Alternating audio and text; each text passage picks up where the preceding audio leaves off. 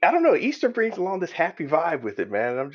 I like seeing the people out here smiling and you know putting on pastel shirts and It's gonna be a rematch. Matter of fact, that's what they're gonna call it. Godzilla versus Kong rematch. The rematch. So it was in this pandemic times. This was a success, and so that we will see another one. So it's going to be interesting, man.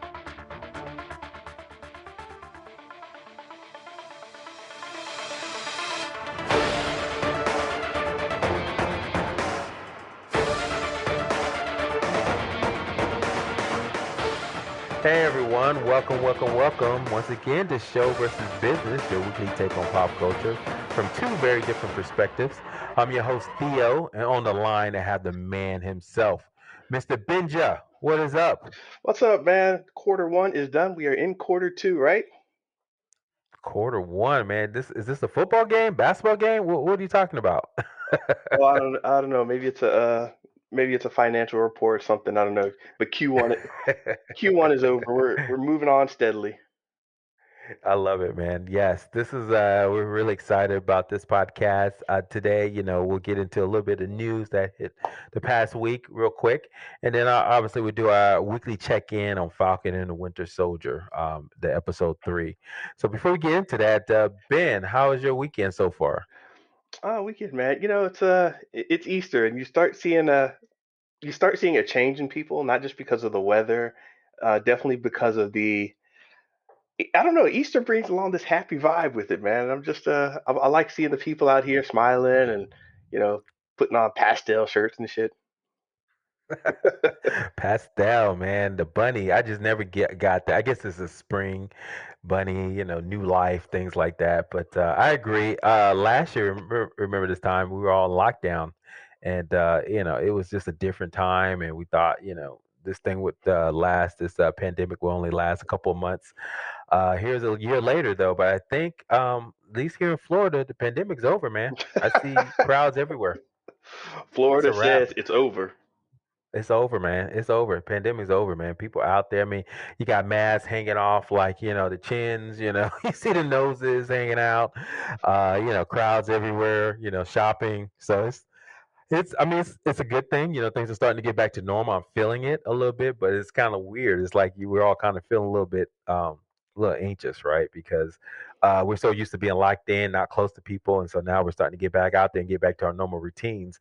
So what that tells me is, from a business standpoint, and we're seeing it in the numbers. I think they had the jobs report that came out was higher, more robust than they thought. I think that the recovery is going to be a lot faster than people think, and so it's like all this bent up demand is just going to be rushing into the market, and we're probably going to see what they call inflation, right, where prices go up a little bit higher. So that's just a little tidbit for the audience from a business standpoint, and that's econ 101. But I do feel like, just from just the vibe I'm feeling and just from reading data and numbers that, we're in the recovery and it's going to hit hard and we're going to see a lot of things change pretty rapidly. So, which is, I think, is a good thing. But some places is bad, right? Because we saw the rise in some of the latest gun shootings and things like that. But Yeah, so it's interesting. yeah. There was yeah, it's along with like the airlines. Every airline has gotten rid of the middle seat. They used to keep the middle seat clear for those of you not flying around, and I think every airline's pretty much gotten rid of that. So you're back to jamming in an airplane with everybody. Um, so we'll see how it works out, but yeah, man, it's looking like people are trying to move on to this new normal. I don't know. Some people want to hold on to what happened before the pandemic, but I don't know. I don't think that's really possible. How about you? Yeah, it's gonna be an interesting mix. That's what I'm trying to figure out because you're right. It's like we went through a year of a pandemic, right? And it was a quieter time. I almost kind of miss it a little bit, right? More time with family, a little bit more insular. We all kind of worked on ourselves. And then now, we're kind of going back to trying to get back to where it used to be, but we're still kind of carrying this baggage from this past year of trauma, right? And so trying to figure out what that balance is going to be interesting. So just curious, I was going to ask you, have you traveled at all during the pandemic, like plane wise or anything like that? No, I mean, me being the introvert that I am, I'm not trying to get out and see people, so I was happy as hell. Yeah, I've done some travel, done some travel. Uh, went a couple. I think my first travel was like late in the year after, I think I traveled right before the pandemic, like beginning of March last year, and I didn't travel again until maybe like October, and then the middle seat, like you said, was right. But then I think I traveled recently in like January, February, and yeah, the middle seat was gone, man. It was like, dude, this kid was sitting next to me sniffling, and I was, oh crap. I'm like turning my head to the side here, just like, dude, if you cough one more time on this plane. So it's like, dude, it was a little weird times. So interesting times right now. But as far as Easter, man, getting back to your original point, yeah, enjoyed the time, family, going out to eat brunch, outside.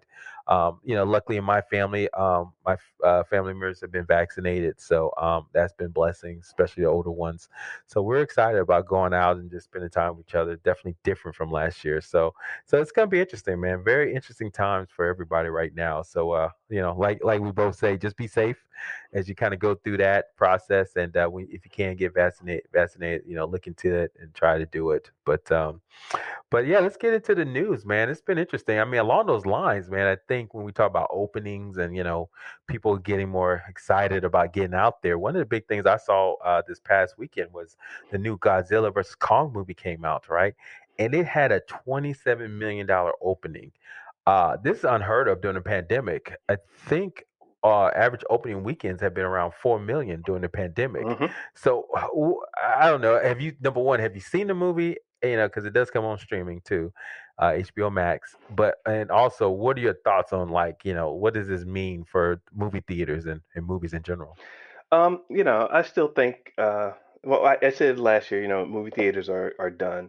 I still think that we're, they're they had an irreparable harm has happened to the previous movie concept, and the number of movies that are going out and that are going to get big numbers is just, it's not going to happen anymore. It's like whenever you have a change of format from you know VHS to DVD, from CD to streaming.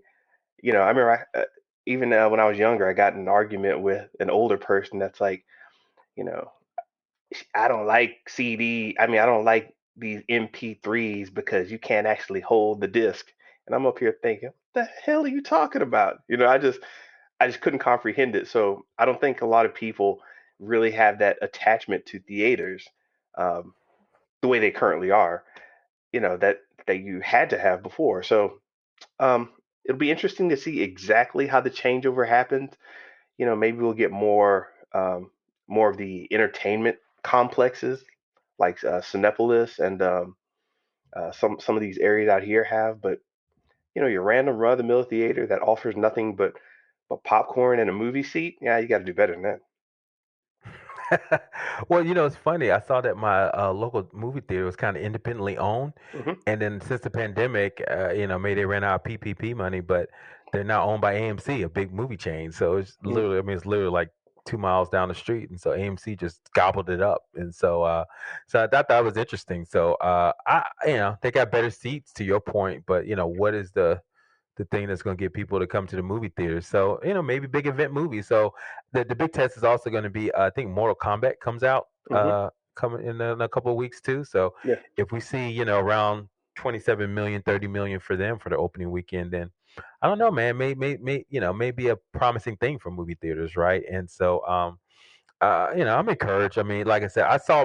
I don't know if you saw the movie, but I saw bits and pieces. Quite frankly, I did fall asleep on it, so I'm just gonna be upfront. Oh. Uh, I try to fast forward through the parts, where the people stop talking and the monsters start fighting. And so when the monsters start fighting, that was the best part. Then people start talking. I start falling asleep. And try to fast forward it. I mean, look, they tried, man. I think the cast they had. Hey, you like? Hey, that's the kid from Deadpool. That's the guy from the TV show Atlanta. Hey, that's the girl from Stranger Things. Sure, but let, I want to see King Kong Godzilla get into it, man. let, And me and my wife, literally, we were kind of debating this. I mean, it was like literally like it was like a fight, right? We are like, okay, well, how's King Kong gonna win when Godzilla's got that fire breath? It's like, dude, what's he gonna do? So, quick spoiler alert. not a big spoiler, but basically King Kong finds something to help him with that disadvantage. So I was like, okay, so now they made it fair because first thing everyone thinks is like King Kong's gonna go down, man, because Godzilla got that fire breath, man. So it's like, dude, what you doing, Kong? You better represent. So anyways, that was the debate that was in my household over this movie, and literally we both fell asleep on it. So I don't know who won. You know who won? HBO Max. I guess, I man. mean, I mean, I look. So I gotta say this about these types of movies. Anytime you've got the kaiju, the big monsters, or the super robots, or um, like Transformers, Kong, Gundam, or something like that. My thing is, when you're making a movie about monsters, aliens, and such, and you spend too much time on boring ass humans, you know, it's like what what the hell are you thinking in the writing room? You know, where these, you know, King Kong has to stop for a moment while this teenage girl has a discussion about, you know, what he's thinking with her mom. And I'm like, look, man, I don't know what type of demographics you're looking at, but if I'm in here to see King Kong swing off a mountaintop and kick Godzilla, a giant lizard, in the jaw, I'm not thinking about the relationship between this little teenage girl and her mom. It's just I'm sorry. Are we family friendly still? Because I can't stand that. It's just I don't know. just do you, man. Do you? Do you? Does that make sense though? It's like It does. It does. I mean, I think I agree. But to be fair, now I think the first scene they literally had like Godzilla was attacking that city. I forgot where it was, but where he was attacking. So there was action. We saw Godzilla in action immediately, and then we saw King Kong in his habitat. So to your point, I think they did try to self correct because I think there was one Godzilla movie he didn't show up until like 40 minutes into the movie. I'm like, oh my god, what are they doing, man? So they tried to correct that, and then I think the first big fight was when Kong was on the boat, and they started to fight initially there, and I was like, okay, finally, they're gonna have a good fight, and so. So I think they're trying to do it, but you're right. It was just too much like people. I was like, dude, you got 2 hour and a half, was it 2.5 hour movie, yeah. and you got people talking and trying to figure out if Kong can sign language. I'm like, who gives a flying just like, dude, just get to the punching, man. Come on. So Yeah. I agree, man. It's, But it's it's one of those things that's interesting. even without the action side of it, I want to know more. As a writer, if you want to get deep on it, use Kong, use Godzilla as these expressions of society or a view on the the human spirit, even because I think what got interesting to me is the one part where they started talking about, Kong is fine just living, roaming around. But then Godzilla was the person, I mean, not the person, but the persona that would go against uh, the idea that there were other Titans out there. So Hmm. Godzilla's like, I gotta be the only one. I gotta be the top dog. Everybody else has to go down. King Kong's like, hey man, just give me a barge full of bananas and I'm good. So there's this Hmm. kind of thinking of like, oh wow, we have these two different sides of ways of thinking about things, and you can play a whole movie off of that. But you know conspiracy theory dude running in with his handmade sanitizer and stuff, it's just like, I'm not concerned about that garbage at all, man. Get out of here with that. I mean, I get what they're trying to go with it, and it was kind of interesting. But I agree, man. It was just too much, and and I agree. The personification of some bigger uh, conversations and questions I think is justified because you think about Godzilla, King Kong is kind of a personification of American, right? America, right? And Hmm. so there could have been some interesting things there. And then Godzilla obviously is, an Asian kind of persuasion and understanding that culture. So I mean, things like that I think would be kind of interesting. But I don't know, man. They I don't think they were interested in But that. They were just it's interested. yeah, they're not interested. It's a bad it's a bad take on what they got from Japan. If you watch a lot of anime or movies from Japan, I think they get that. But when it comes to America, they're like, oh yeah, we're gonna humanize it a bit. And when they do that, they end up just throwing teenage girls into it. Transformers 2, they threw the teenage kids in there, and it's like, yeah, you're watering down what you got from Japan. That's why it's not translating as well. So and Mm. they've never learned in all these years. So it's been decades, and they still really haven't picked up on what the Japanese way of telling that story is all about. Well, again, business, Oh, right? This is the business show versus business side. It made almost $30 million in 3 days. So guess what? We're gonna damn get it, another one. damn it. It's gonna be a rematch. Matter of fact, that's what they're gonna call it.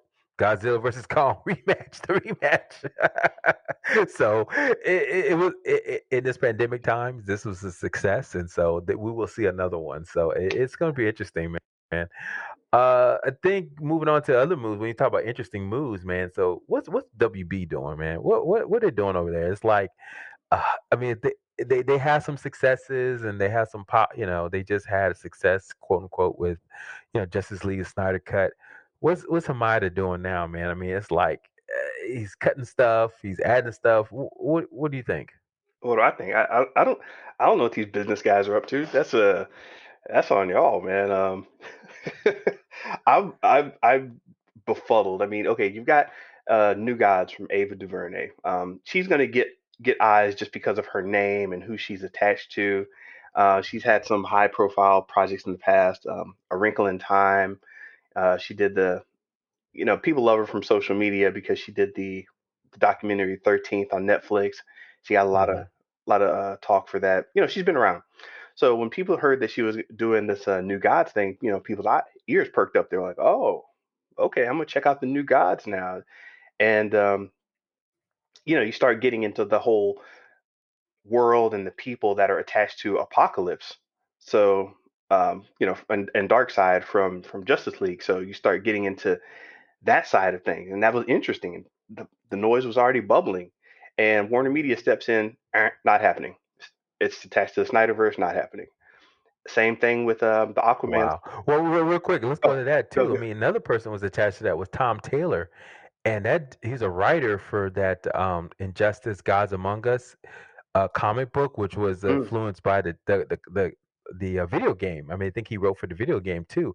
That comic had no reason to be that good and last that long, and that was all Tom Taylor, right? And so that he's a great writer, and he also did some interesting things with Batman recently. So for her and him to kind of hook up and create these new gods, and I think you're right. Everybody was so excited about Darkseid and all the whole new gods and apocalypse and what was going on there, and to just act it like that, it's like, dude, what are y'all thinking over there? But yeah, go forward. Yeah, what was the other thing you were going to say? The other project, well, no, the other project was the spinoff from Aquaman. The what do they call it? The Spawn, the Deep, the the trench. the Yeah, the Trench, trench. of course. Yeah, if you remember the trench scene in Aquaman, it was a pretty beautiful scene. Just a lot of stuff going on underwater, and if you just say the trench scene in Aquaman, people are like, oh yeah, really like that.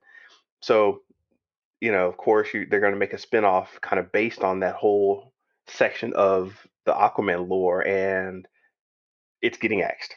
So, Hmm. you know, And this is by I think it was it James James Wan, Han, is that Wan, Juan? yeah, And he's reason why he like kind of probably attached to that because he's famous for horror films like hmm, Insidious, The Saw, Conjuring. So The Trench was like kind of like if you watched Aquaman, they had a beautiful scene where you saw the creatures coming up from bubbling from the water when the boat was on top, and he's like, "Why is this in here? This is like too beautiful to be in this movie." yeah, It's just like, what is going on here, man? And so, and then of course, he's got a horror. I mean, he's got. I mean, I think they're still doing Conjurings and Insidious, and so why not get this dude what he wants, man? It's like crazy. Oh, he created Annabelle too, the whole Annabelle thing, mm-hmm. right? So the creepy doll. So it's like if he wanted to do this and he's why not create this? And they just axed it. So it's just like again, what is Warner Brothers doing, man? Things that are successful from creators and talent that has proven themselves, right? I mean, that's what business is, right? You make bets on things that are proven, so that you can, have a predictable revenue stream.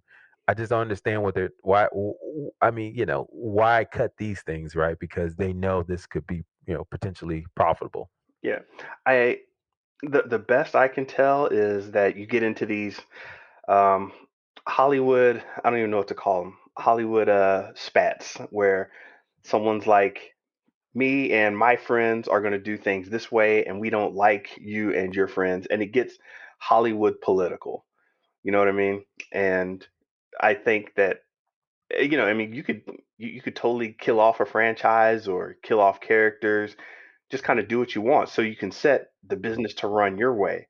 And and you see it play out a lot in Hollywood. You're like, hey, why was this show canceled? Or hey, how come these new characters came in, the whole vibe of the show changed? Or why didn't that sequel ever come out? You get a lot of Hollywood politics. So um, it's it gets really strange, and you can never really work out a purely creative kind of just being purely creative really just doesn't work. I mean, they'll let you go as long as you're making continual hits. Like Marvel's never really messed up since Iron Man, so nobody's coming in telling Feige and company anything. Wait, uh, That's debatable. That's uh, debatable. The what? Hulk was not too successful, right? That's why they had to recast. And then Well, no, that wait. Dark World Thor.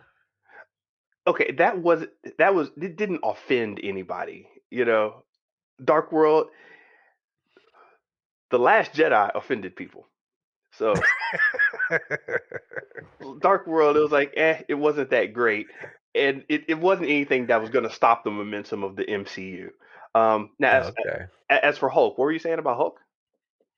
Well, I mean, I agree. I mean, it didn't stop the momentum, but the Hulk did put a damper on things. They had already cast Ed Norton, right? They had cast the Abomination and had this whole, thing that they were going to do with it, and it just got stopped in its tracks, right? They had to, because they knew they needed the Hulk on the Avengers, right? Some kind of wild card, so they had to recast that. But to your point, I think the train has they run it like a business, though. Let's be honest, because you're right. It's not. It's the creative side is definitely potentially started it or driving it, but I think it's more business than show right now. Because think about it, they had 20 something movies. They all Hmm. made close to $1 billion, and they've made it like a assembly line where they create the action scenes beforehand, right? And they all do it in the same spot. And so basically the directors, all they got to do is doing the people talking, like just the actors talking one on one. They'll Hmm. be like, oh, don't worry about the action scenes, we got that. just focus on the people talk park, right? And we'll do the action scenes. Right, right. And then it's just assembly line, right? And then they also know how to tag each little part to make sure it's a continuation of that story, right? So, like the whole part where Thor, what was it in Avengers 2, where he just went in the water for like by himself for a second and saw the Infinity Stones. Everybody's like, why is this in Avengers 2 all of a sudden, right? Remember he went off on his own path? Hmm. And so it's like they know what to throw in there. So going back to your original point, I think, you know, Marvel is more of business than show, right? Whereas I think WB or Warner Brothers, right, or Warner Media, they're trying to be more show than business, and I think that's a problem because Mm, it doesn't seem like they can get mm, out of themselves. Because they're like, oh, what's working? Oh, the Joker worked, right? I don't know how we're gonna make this successful long term, but it made $1 billion. Can we create a universe with that? Or like Wonder Woman, the first yeah. Wonder Woman, it was a success. Oh, what do we do with this, right? And so it's like it seems like they're kind of scrambling, right? And one last thing, I'll let you get into it, but I was thinking about the Suicide Squad. When all this stuff was getting cut, you saw at the same time they were pushing Suicide Squad, right? It was like James Gunn is producing this amazing Suicide Squad. Go check it out.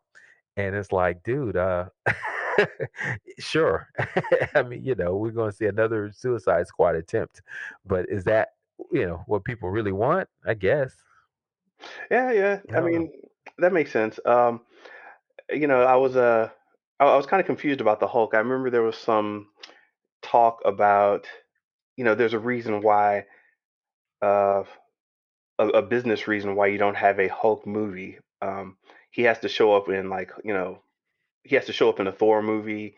Uh, and let's see, 2008 was the last official Hulk movie before you started the whole Favreau Iron Man thing, which came out in 2000. Wait, do I have my dates messed up? When did Iron Man come out? Which one? The first Iron Man? There was a Hulk movie before the first Iron Man. To your point, yes. Yeah, yeah, there was one in 2003, Hmm. and then Iron Man came out in 2008. Right. And then Hulk came out like right Yeah. after that, didn't it? I think it was Thor or Hulk was around the same Okay. time.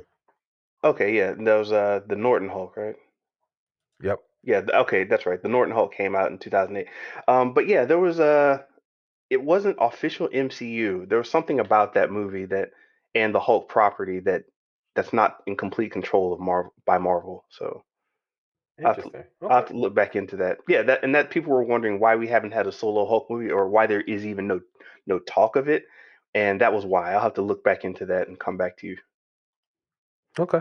Well, like I said, I mean, to your point, it's going to be interesting to see where, Warner Media goes, with their property. So I'm excited about Suicide Squad, but beyond that, I think they're still trying to figure some things out, and so we'll see where that goes. And speaking of, you know, I guess Warner Media, uh, the Space Jam 2 trailer recently came out. And so this is the new LeBron James take on the classic Michael Jordan, I guess, Looney Tunes collaboration that happened back in, I think, '96. And this is interesting, man. So the trailer came out. What was your first reaction? Whack. I was wondering if we had talked before the for the pod. I was wondering if you're gonna recreate that whole initial. We probably should have had you watch it, while we were doing this live podcast. Reaction video.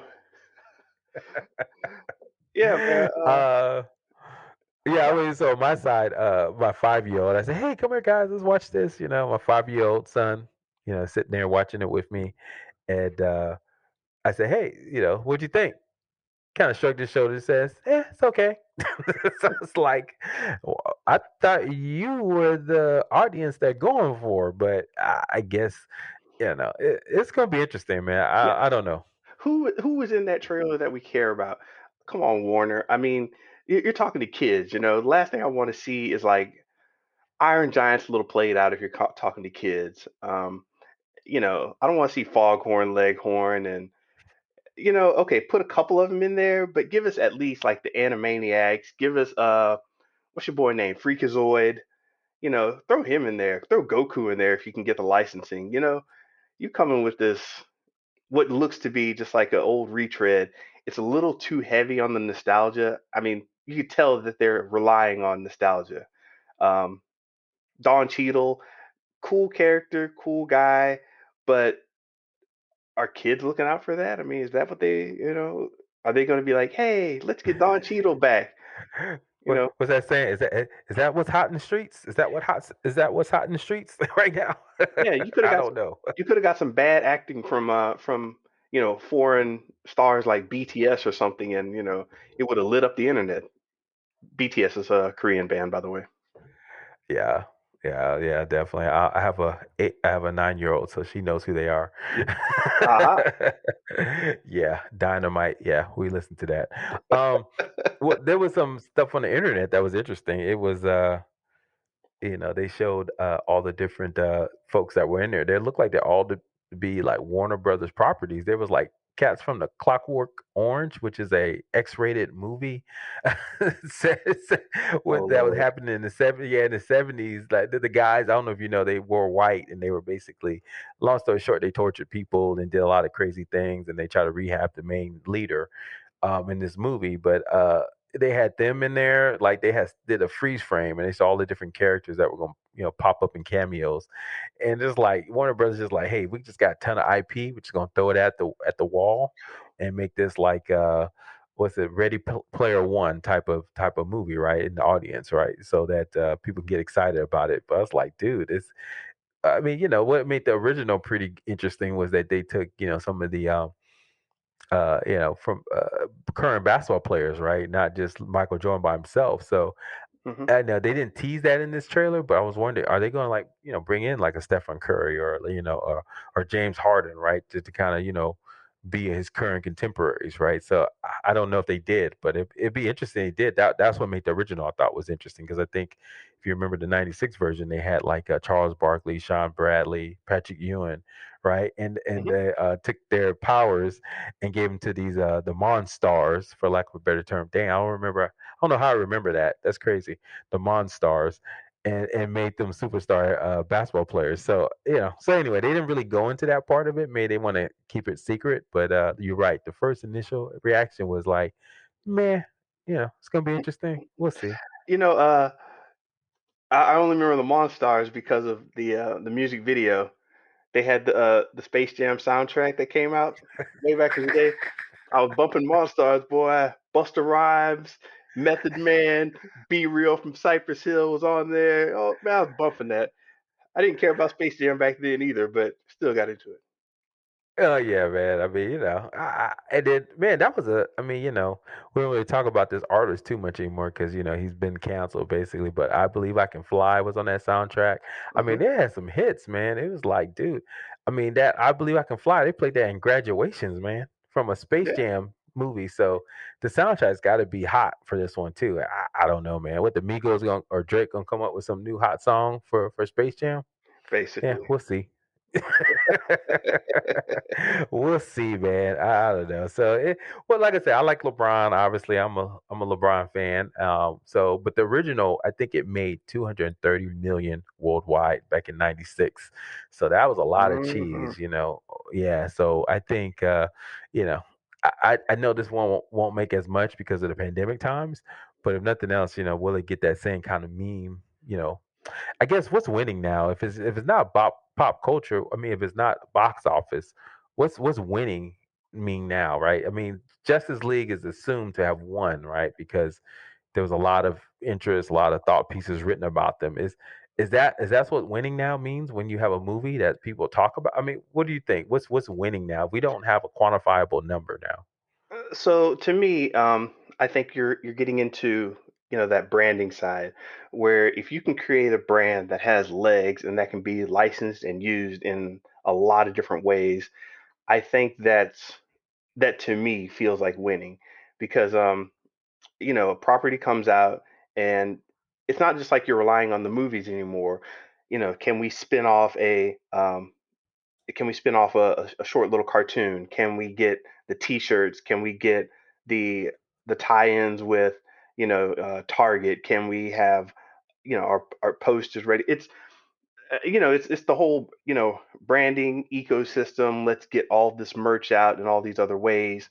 Let's um, let's have product placement in other shows, and I think you see that with the bigger properties.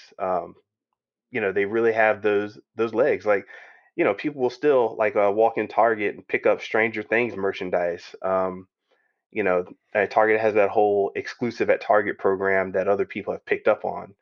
Um, and to me, that's winning. I think there's a little much more of a spread effect in terms of where you're getting your quote unquote box office dollars from.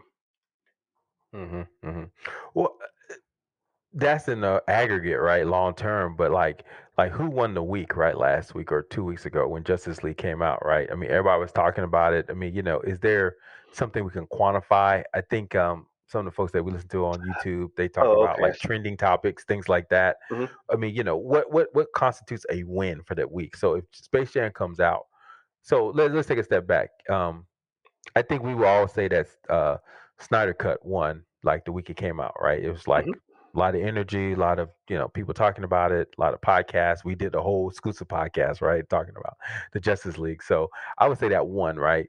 Would you say Coming to America won?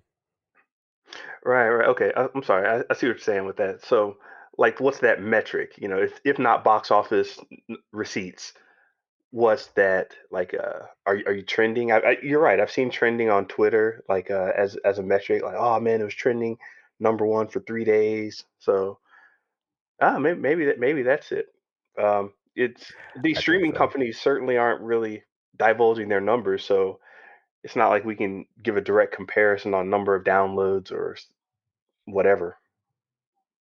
Yeah, and it's kind of interesting because I think Wonder Woman 1984 won the week because it was the first, movie that was streamed and everybody was watching it. And I even saw some positive reviews at the beginning. I think we talked about it. We thought it was like, okay, we respected the ambition, but man, they turned so hard on that movie, boy. It's like that second week, man. It was like that movie was doo doo. You could have thought that movie was like, on Rotten Tomatoes was like a zero score. So it's kind of funny, man. It's like, because there's no box office tied to it, it's kind of like success is more ethereal. It's like ethereal. It's just like in the air, right? Depending on who's talking about it, how many thought pieces were created. And that's kind of interesting to me. So, You know, so, so we'll see. what do you think it could be or should be? That new metric. Your guess is as good as mine, dude. I mean, I think everybody's using Twitter uh, trending, but I don't know if that's a good metric because that can be gamified a little bit, right? If they just get enough hashtags going. The I Ru- mean, you the just Russian. don't know people. Look, think about it. Yeah, if Russian bots, buy some followers. Oh, it's trending. Theo the Showbus Visits is trending on Twitter. Wow, how'd that happen?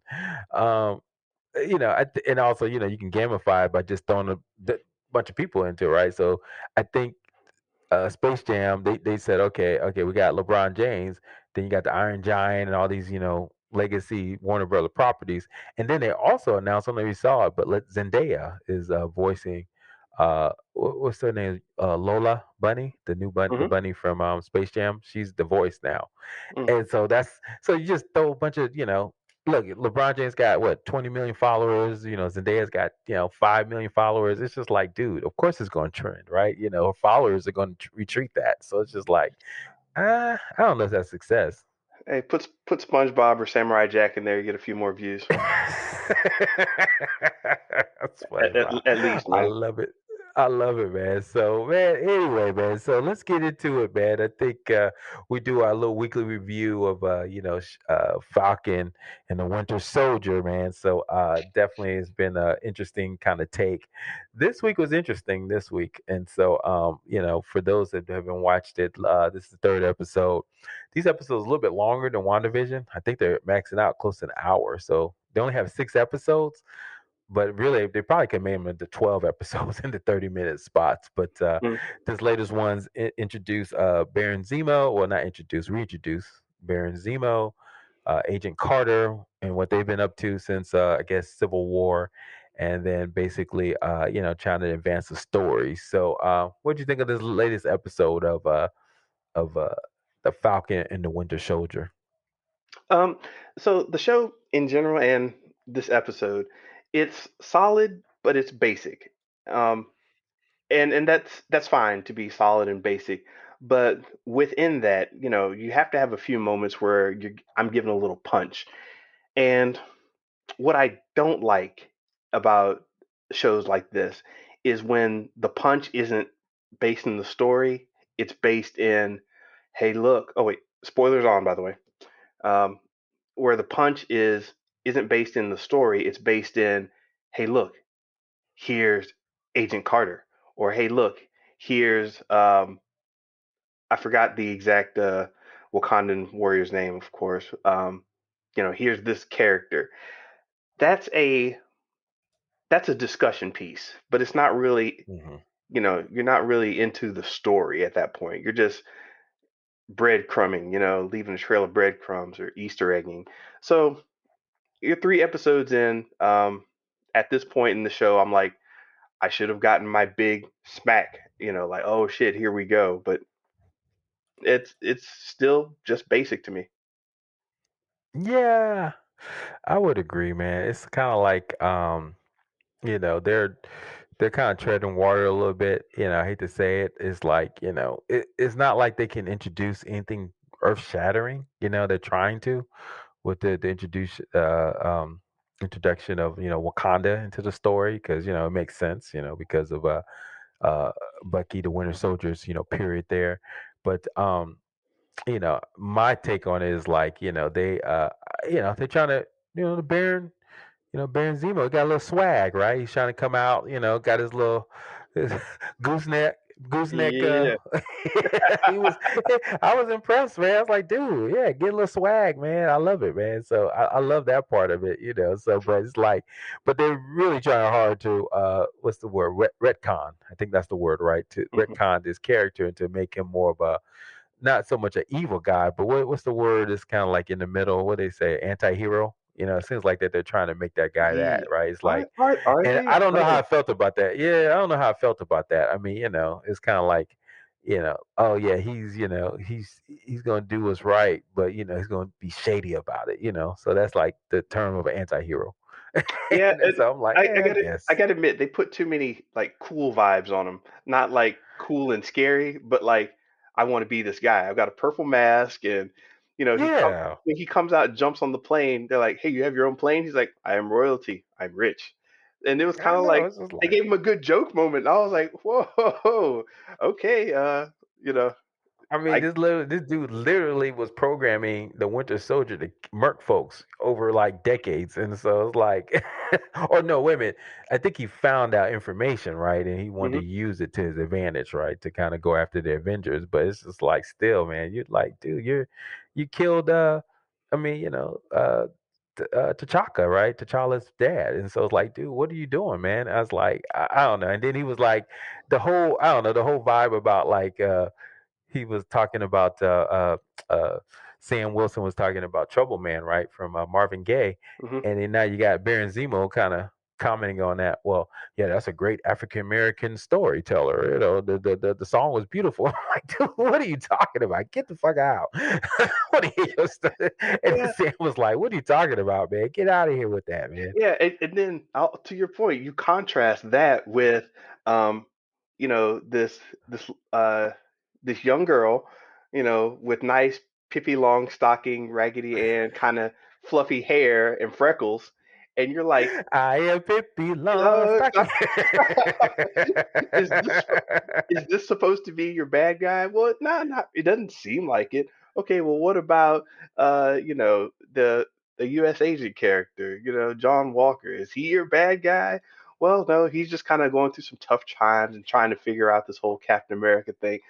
So once again, if you got a basic story and there's no basic bad guy, you just have people just kind of running around. It's like what happened? Mhm. And where is Taurus? Where did Yeah. he go? Yeah, I mean, he showed up like, did we even hear his voice when Sam was talking to him to get some Uh, information? I don't know.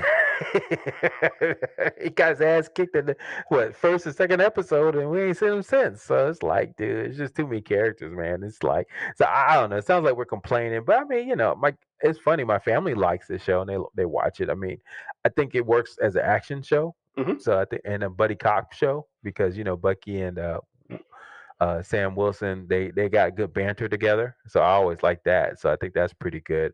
But it's kind of like to your point, it's kind of like all over the place. And speaking of all over the place, think about it. So they introduced Madripoor, right? That island. And so once again, MCU is basically trolling us again, right? With this whole X Men, kind of tease, man. It's like, dude, stop teasing me, man. It's like, so if there's one thing we know about Madripoor is known by one certain mutant, and that mutant is Wolverine. That's basically where he goes to you know do some damage, and I think he was undercover for a couple of years as this agent called Patch, and so it's like, dude, you center this whole basic episode in this criminal underworld kind of place, right? Where money is golden and everything happens. Everybody's just like criminally minded, and that the one mutant that the only reason why we know about this place is because of the X Men. What's MCU doing, man? What's going on there? And this they did that with WandaVision too for the people that didn't. Exactly. I mean, not just with Quicksilver and that whole connection there, but Westchester. Boner. Yeah, Boner. awesome. If you hadn't seen it yet, it'll hit you and you'll be like, "Oh, okay, boner." Um, yeah, just be on the lookout for that joke.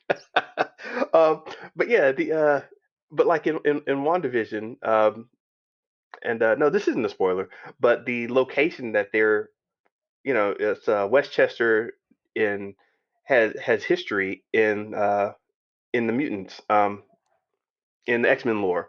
So the school of what's the Xavier School? Yeah, Xavier School for Gifted Children was had a base out in Westchester. So when people started saying, "Oh wow, you're hanging around that Westchester, New York, New Jersey area," you know, you can actually find it on a map. It's not far from where WandaVision was getting set up. So when people were talking about the expanding hex, may cover other cities, people are like, "Well, shit, Westchester's near there." Trolling. That's all I'm saying. Hmm. It's just one big troll, man. It's like, dude, I get it, but Kevin Feige said in so many words, nothing major is going to happen in these TV shows. So it's kind of like people, because I even told my family members, I was like, look, let's be honest, we may never see Isaiah Bradley again until another movie, because it's like it's too good to kind of go back to that. Because I mean, I don't know about you, but I'm interested in hearing his story, right? It's like, dude, I want to know more, right? And it's like, who's that kid? But it's like, are they gonna go back to that? No. In what, 3 more episodes? I seriously doubt it, and that's the sad part. But now he'll show up in freaking, I don't know, what is it gonna be, Captain America 4? Hmm. The Cap is back. I don't know. So, You and know, then they're gonna finish the story, but that's gonna be like 4 years from now. I'm like, shit, I gotta I wait that long to figure out what's this going on here. I didn't mind this when they did it in comic books, but it's a little more annoying in the movies, I guess. Or maybe I'm just old and crotchety. Yeah, a little bit of both. I think we're a little bit of both. I think I agree, man. But it's like, dude, why even do this? It's like, why even watch these TV shows? I mean, it's kind of like that. It's like, why not just stream it? Or watch it all in bulk, right? And wait, week to week. I mean, it's like there's nothing really interesting happening or earth shattering. It's just like, here's some new characters, and if anything sticks that's interesting, they may do something with it. But just like even WandaVision, right? Remember the new Vision? Spoiler alert: the new Vision, the White Vision came about. That's alive now and has the memories of the old Vision, and now he just flew off, right? So when we're gonna see him again? Probably not till, like, Doctor Strange 2, or maybe even freaking Avengers 3. I mean, who knows? Yeah. So I'm definitely a fan of, if you're going to write a story, you're going to tell a tale, it has to be at least, if not the episode, your 6 episode, your 12 episode arc or whatever, your season has to be extremely self-contained, where it's like, you know what? I watched this season, I watched this arc, I was happy with the characters, their progression, and how they resolved everything. I'm satisfied. Um, and I'm not sure that Falcon and Winter Soldier is trying to do that. As you said, it's entertaining, seeing stuff blow up and their banter and everything. But I wonder what they're thinking about in terms of story. So we'll see.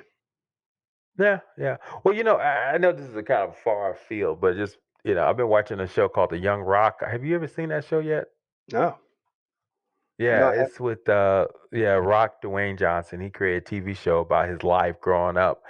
And man, this is the most interesting show I've seen in a long time, because it's like, dude, so I'm bringing this up in our discussion on Falcon and Winter Soldier, because I want to see, like you said, self-contained, but also have like threads to something bigger. This is the classic case of this, right? And so he created a TV show that's basically on his real life, right? And so basically, if those that didn't know, he grew up in a wrestling family. His dad was a famous wrestler, right? Rocky Johnson.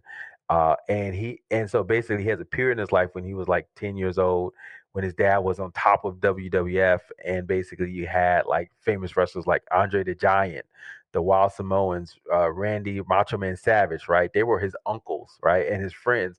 And so he grew up around this, right? And so you have a period where he shows when he's like 10 years old, and he's hanging with these little kids. I mean, he's hanging with these wrestlers like we know, grew up with, right? And we're a little older, so me and Ben know these characters like Junkyard Dog, right? It's like they have these actors that portray them, and so I get excited. I'm like, oh, that's who. So they're playing on nostalgia, right? Then they kind of fast forward through these different eras. They show him in high school, right, where he's kind of like trying to be, somebody he's not. It's a little bit boring. But then they flash forward to when he's in college, when he plays at the University of Miami. And once again, you bring in all these famous characters. Like he was there in the '90s when you had Uncle Luke, the famous rapper. And if you don't know who Uncle Luke is, just go listen to Live Crew, right? And to listen to their songs. And they actually have an actor portray Uncle Luke and like famous like sports guys like Michael Irving. And so it's kind of bringing in like, all these different real life people into this fictional story about his life, right? From different eras of his life. And they got different actors playing him at 9, of 15, and then 19. And I thought that was like so genius. And then I get this, the rapper of the whole show is built on him running for president in 2032. So it's like he's sitting in this chair with interview style, talking to the reporter about his life in the past, and then they show that the scene, the episode, and I'm like, dude, this dude is like wrapped so much crap into this show. So basically, he's prepping everybody to run for president, right? So he's like putting that in people's mind, like I could be president, right? And he's also giving you a little life lessons, right? About still keeping to his brand. I'm a good guy, trying to make you feel right. And then he's packed in nostalgia, for all these sports people and wrestlers. I'm like, dude, this is like they packed a lot of crap into this movie, into this TV show, and I was like, I think I say all to say, I think that's what like Marvel's trying to do, pack a lot of stuff in these things, Hmm. but is it going to amount to anything? I don't think it will, right? Because it's kind of like, oh, that's cool. We got Quicksilver. The Quicksilver from Fox. What's he going to do? Nothing. It's just stuff to watch, right? Just keep you Yeah, entertained, keep you watching, and keep you entertained. And so that watch show reminded me that's what TV has to do now. yeah, yeah, yeah. I got nothing good to say So about that. I'll check out the show though. yeah, it's kind of interesting. It's just like, but like I said, it's like they're doing like so many different things at one time, right? Nostalgia and keeping to the rock brand, preparing you for him running for president. It's just like, dude, what are you thinking here? So it's kind of interesting. So I think there's a lot of stuff going on, man. So it's one of these interesting things that we gotta see. So with that being said, man, look, I don't really have too much going on after this, man. I think we're gonna wrap this thing up right now. So anything you're excited about next week? Uh, Geez, what's coming up next week, man? I don't even know. I'm just into the NFT thing right now, looking for some new ways to expand on what the 8-bit cubist is doing. So that's what I'm going to be getting into. Yeah, yeah, I love it, man. Definitely. I think we want to talk more about NFT maybe another time. We didn't really cover it this week, but it's definitely still going, still going strong. So it's gonna be interesting as we see where this world goes with NFTs and stuff. So yeah, as far as me, not too much. Got some traveling ahead, doing some different things, meeting some customers, getting out there a little bit more. I think what I'm interested in to see if how you know, is Godzilla versus Kong going to be the savior of theaters? So we'll probably have some thought pieces on that probably next week, and then kind of get a sense of what people are seeing about what's happening for the next couple of weeks when it comes to entertainment as people start to get out more. Because now not a lot of virtual stuff. People Yeah, are trying to see more folks in person, so it's going to be interesting to see what happens next week, man. yeah. So I'm And excited. if anybody out there is listening, you're checking out the theaters, you're checking out um, you know any attractions, you know theme parks or whatever. If you're out and about and checking out what's going on, let us know what's happening in your area of the world. People are having different experiences. Like Theo said, it's the pandemic is over where he's living. So It's a wrap, dude. We don't pandemic what, So well, hey everyone. Thank you again for listening to Show versus Business, your weekly take on pop culture from two different perspectives. We hope you enjoyed it. Please listen, subscribe wherever you listen to podcasts. Ben, have a great one. peace. Thank you for listening to Show versus Business, your weekly take on pop culture. Please subscribe to this podcast at Apple, Spotify, Stitcher, or wherever else you listen to podcasts. Please like and subscribe to our Instagram page, Show versus Business, to get exclusive behind the scenes takes and upcoming episodes. Talk to you next time. Finish him!